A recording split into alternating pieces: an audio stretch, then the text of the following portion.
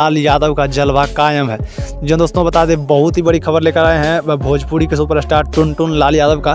दोस्तों बता दें, शादी के बाद टुनटुन लाल यादव का किस्मत इस तरह से चमका कि पहला फॉर्च्यूनर शादी के मात्र 2 महीने बाद आ गया। जी हाँ दोस्तों, पूजा यादव ने टुनटुन लाल यादव का किस्मत बदल दिया। जी हाँ दोस्तों, कहते हैं शादी के बाद किस्मत बिगड़ जाता है, लेकिन यहाँ आप लोग देख सकते हैं किस तरह से टुनटुन लाल यादव के घर लक्ष्मी आई है पूजा के रूप में, और फॉर्च्यूनर यानी कि 50 लाख का गाड़ी बुकिंग हो चुका है। जी हाँ दोस्तों, बहुत जल्द आप सबों के सामने प्रस्तुत होगा टुनटुन लाल यादव का फॉर्च्यूनर।